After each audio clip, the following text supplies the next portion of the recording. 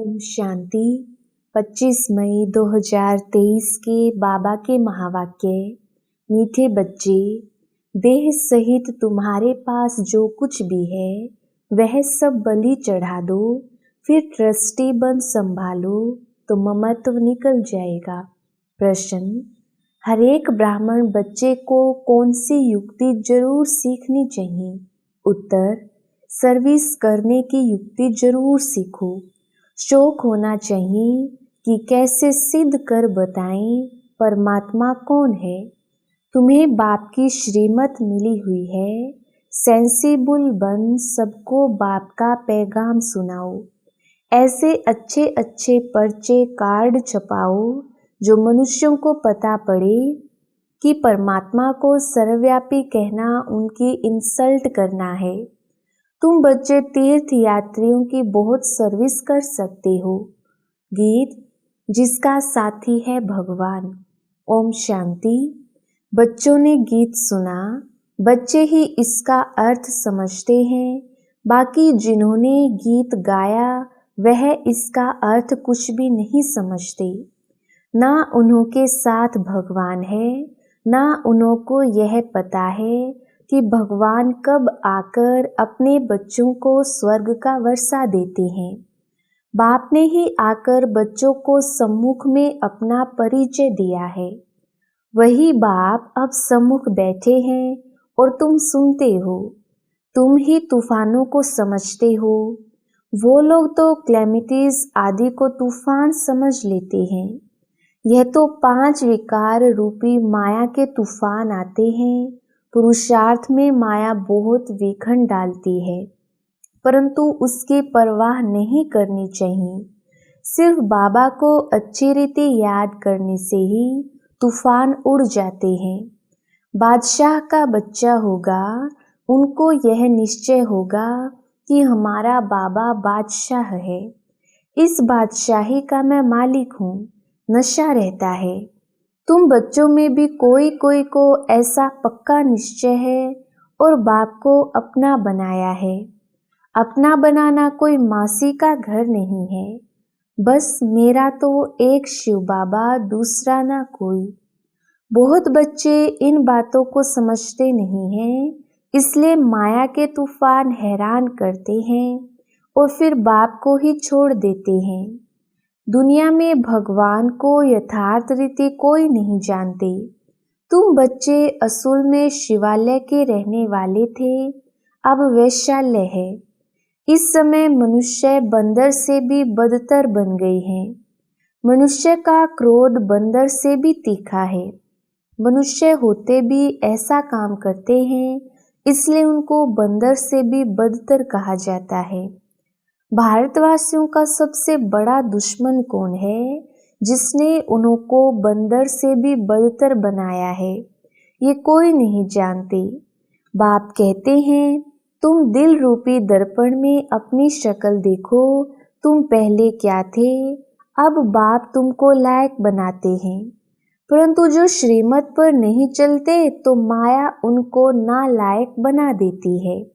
बाप श्रीमत देते हैं, देह सहित जो कुछ भी तुम्हारे पास है वह सब बलि चढ़ो, फिर तुमको ट्रस्टी बना देंगे, तुम्हारा ममत्व मिटा देंगे। तुम अबलाओं के लिए बहुत सहज है। राजस्थान के तरफ राजाओं को अपने बच्चे नहीं होते हैं तो गोद लेते हैं। गरीब का बालक अगर साहूकार की गोद में जाता है तो कितना खुश होता है। हम इतनी प्रॉपर्टी के मालिक हैं। बड़े आदमियों के बच्चों को भी बहुत नशा रहता है कि हम करोड़पति के बच्चे हैं। इस ज्ञान का तो उनको पता ही नहीं है। तुम जानते हो कि इस ज्ञान में कितना भारी नशा रहता है। श्रीमत पर चलने से श्रेष्ठ बनेंगे, नहीं चलने से नहीं बनेंगे। भगवान कहते हैं, तुमको तो कोई किस्म की परवाह ही नहीं।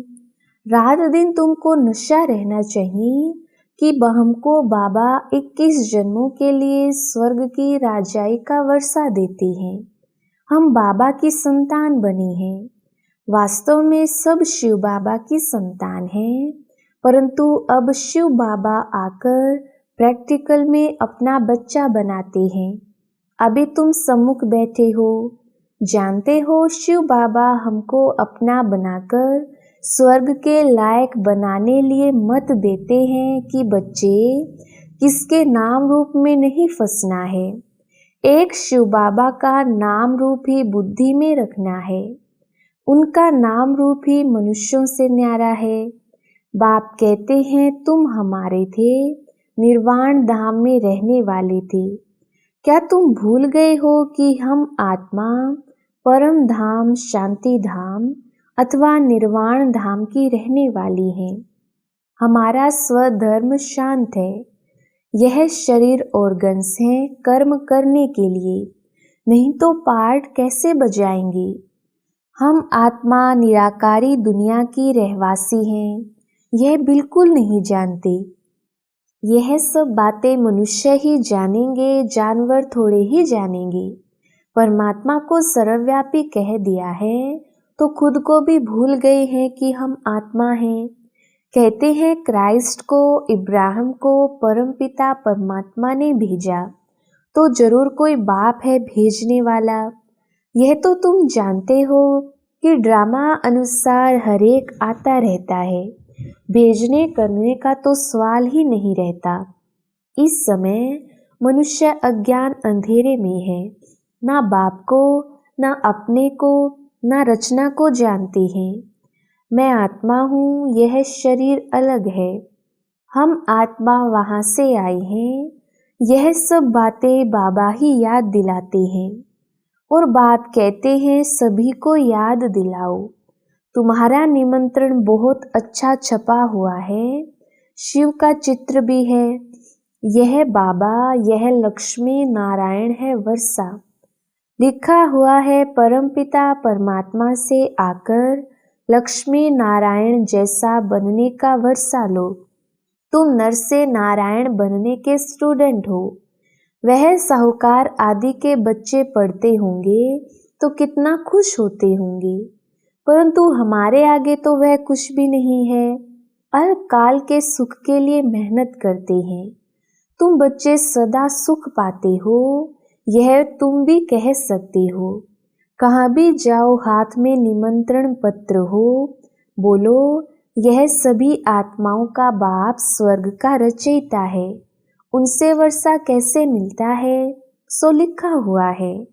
यह निमंत्रण एरोप्लेन से गिरा सकते हो, अखबार में भी डाल सकते हो। बड़े बड़े को निमंत्रण मिल जाएगा। यह एरोप्लेन विनाश के लिए भी है तो तुम्हारी सर्विस के लिए भी है। यह काम गरीब तो कर ना सके, परंतु बाप है ही गरीब निवास, गरीब ही वर्षा पाते हैं। साहूकार तो ममत्व में फंसे हुए हैं। सरेंडर होने में हृदय विदीर्ण होता है। कन्याओं माताओं का इस समय ही भाग्य उदय होता है। बाप कहते हैं इन माताओं द्वारा ही भारत का और साधु संत विद्वानों का उद्धार करना है। आगे चलकर वह सब आएंगे। अभी वो लोग समझते हैं हमारे जैसा कोई है नहीं। वह यह नहीं जानते कि गृहस्थ व्यवहार में रहते बाप ने राजयोग सिखाया है। उनका हठयोग कर्म संन्यास अलग है। भगवान तो जरूर आकर स्वर्ग का मालिक बनाएंगे, तो तुमको कितनी खुशी रहनी चाहिए।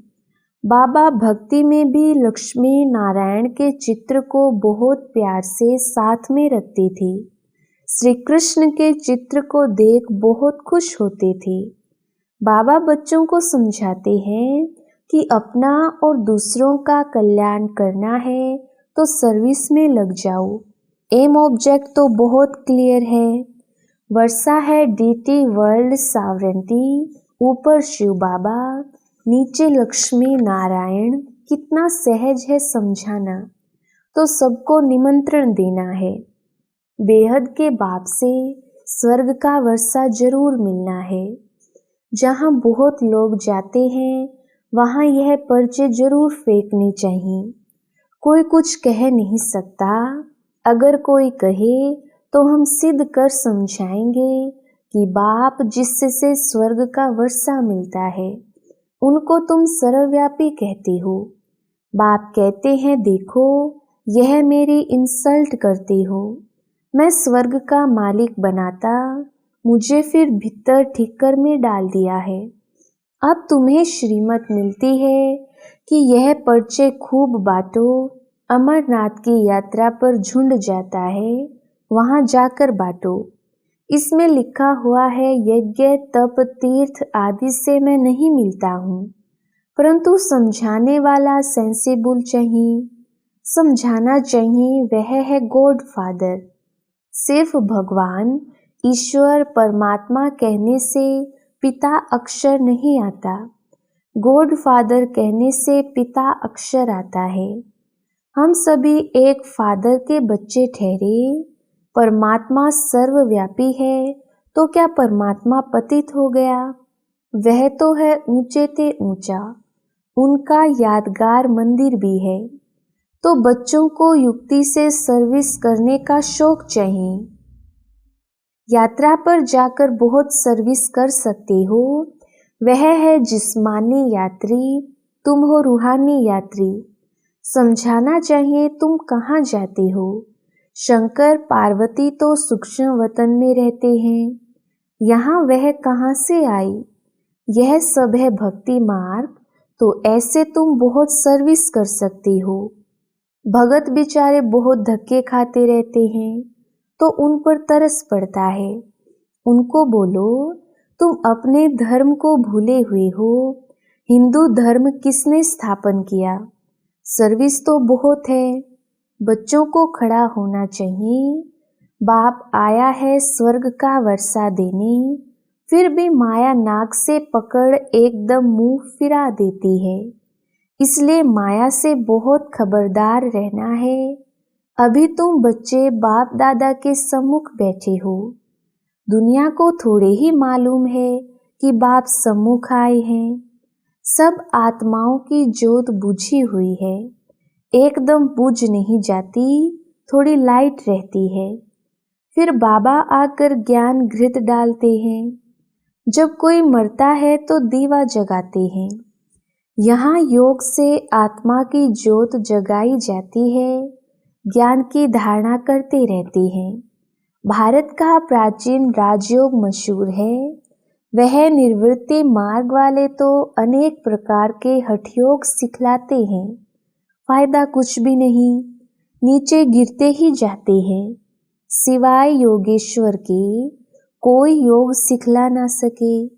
योग सिखलाने वाला है ईश्वर, वह है निराकार। बाप कहते हैं तुमको अब योग सिखला रहा हूँ। अब तुम्हारा 84 का पाठ पूरा हुआ। कोई के 84 जन्म, कोई के 60, कोई के 1-2 जन्म भी होते हैं। तुम बच्चों को खूब सर्विस करनी है।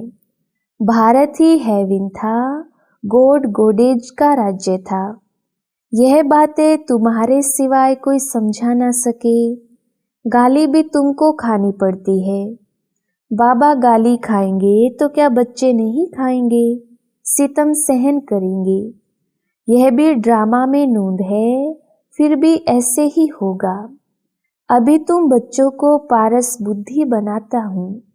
ऐसे बाप को बहुत याद करना चाहिए जो विश्व का मालिक बनाते हैं। कहते हैं बच्चे जीते रहो, स्वर्ग का राज्य लो। ऐसे मीठे मीठे बाप को तुम याद नहीं कर सकते हो। याद से ही विकर्म विनाश होंगे। रहा हुआ पापों का खाता यहाँ चुकतू करना है। अगर योग नहीं लगाएंगे तो सजा खानी पड़ेगी। उस समय बाबा साक्षात्कार भी कराते हैं। तुम हमारे बनकर फिर फारकती दे, तुम ट्रेटर बन गए। तुमने शुरुआत में साक्षात्कार भी किया है। अच्छा, मीठे मीठे सिकिलधे सदा सलामत बच्चों को माता पिता का याद प्यार और गुड मॉर्निंग। बच्चों को समझना है कि हम यह शरीर छोड़ स्वीट होम में जाएंगे। अब यहाँ रहने में जरा भी मज़ा नहीं है। अब हम बाबा के पास जाते हैं। बाबा को ही याद करना है। वहाँ से फिर स्वर्ग धाम में जाएंगे। यह यात्रा बड़ी वंडरफुल है। इसमें माया बहुत विघ्न डालती है। अच्छा, मीठे मीठे सिकलधे बच्चों प्रति माता पिता बाप दादा का याद प्यार और गुड मॉर्निंग। रूहानी बाप की रूहानी बच्चों को नमस्ते। हम रूहानी बच्चों की रूहानी बाप दादा को याद प्यार गुड मॉर्निंग और नमस्ते जी। धारणा के लिए मुख्य सार। पहला पॉइंट, एक शिव बाबा का नाम रूप बुद्धि में रखना है और किसी के भी नाम रूप में फंसना नहीं है। दूसरा पॉइंट, माया के तूफानों की परवाह नहीं करनी है। मेरा तो एक शिव बाबा, दूसरा ना कोई। इस विधि से तूफान हटा देने हैं। वरदान, सदा यथार्थ श्रेष्ठ कर्म द्वारा सफलता का फल प्राप्त करने वाले ज्ञानी योगी तू आत्मा भव। विस्तार, जो ज्ञानी और योगी तू आत्मा है उनके हर कर्म स्वतः युक्ति युक्त होते हैं। युक्ति युक्त अर्थात सदा यथार्थ श्रेष्ठ कर्म। कोई भी कर्म रूपी बीज फल के सिवाय नहीं होता। जो युक्ति युक्त होगा वह जिस समय जो संकल्प, वाणी या कर्म चाहे वह कर सकेगा। उनके संकल्प भी युक्ति युक्त होंगे। ऐसे नहीं यह करना नहीं चाहता था, हो गया, सोचना नहीं चाहिए था, सोच लिया। राजयुक्त योग युक्त की निशानी है ही युक्ति युक्त। स्लोगन, जिनकी दिल बड़ी है उनके भंडारे सदा भरपूर रहते हैं। अच्छा, ओम शांति।